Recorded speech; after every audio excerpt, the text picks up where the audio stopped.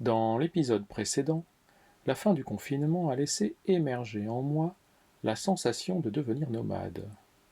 Après quelques semaines, qu'est-ce qu'une vie de nomade pour Falco et pour moi? C'est à découvrir maintenant. Bienvenue dans ce 3e épisode de Un chien sur la route.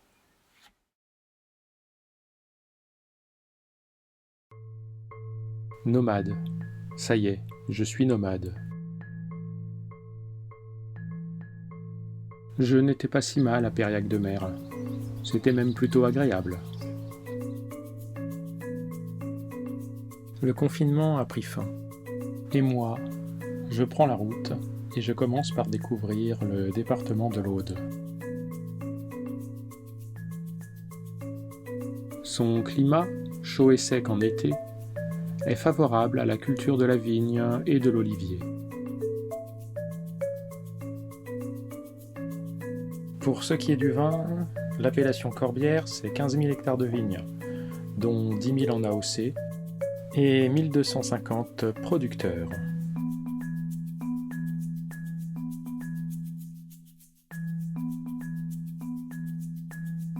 Avec 300 à 350 jours de vent chaque année, le département de l'Aude est l'un des plus venteux de France.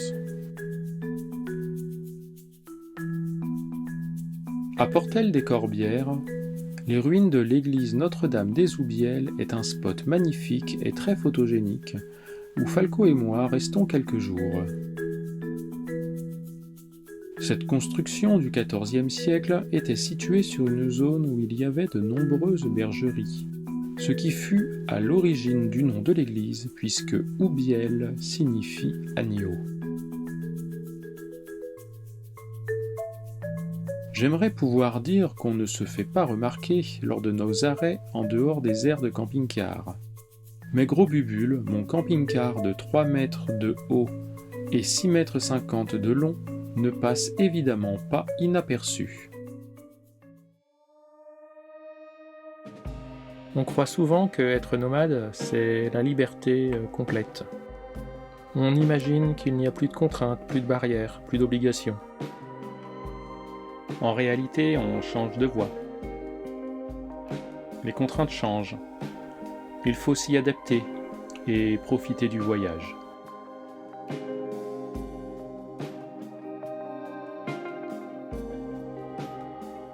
Pour ce qui est de nos journées, elles commencent souvent par des gratouilles pour un réveil en douceur pour Falco.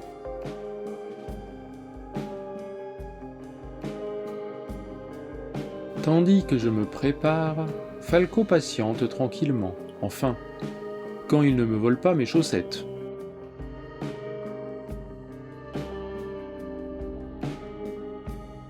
On part ensuite découvrir notre environnement lors d'une longue balade.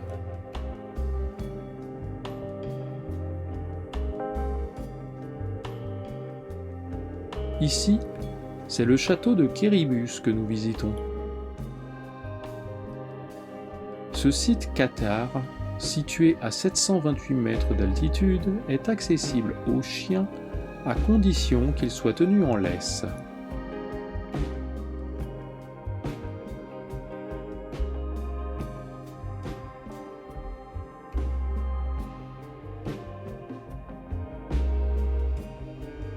De fait, même sans cette obligation, je l'aurais de toute façon tenu près de moi.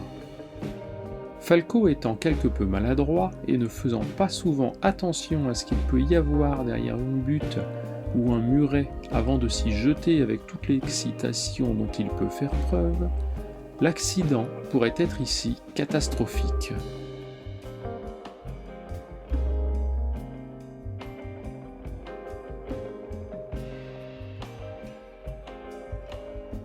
De retour de notre sortie matinale, nous attaquons notre petit déjeuner, ce qui peut avoir lieu tardivement selon la durée de notre sortie.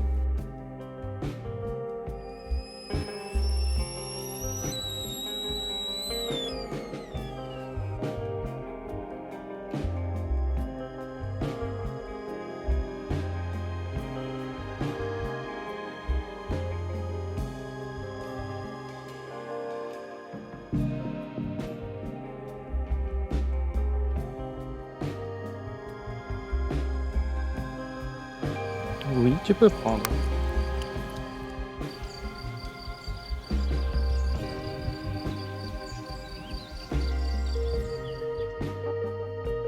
Pendant que Falco fait sa sieste journalière, je m'attelle à mon travail et la journée s'écoule tranquillement.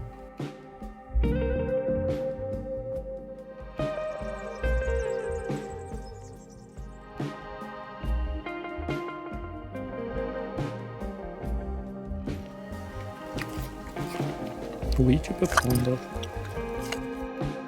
En fin de journée, une nouvelle sortie a lieu, généralement basée sur des jeux et de l'éducation.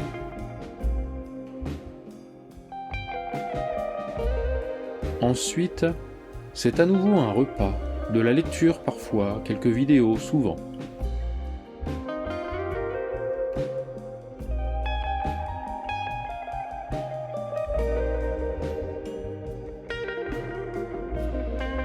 Voilà grosso modo ce qu'est une journée type pour Falco et pour moi.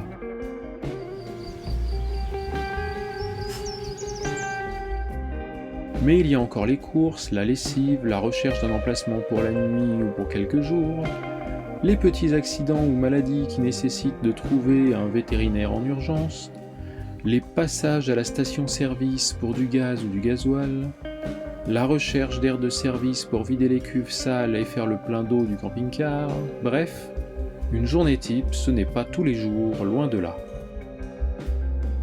Merci d'avoir suivi cet épisode de Un chien sur la route.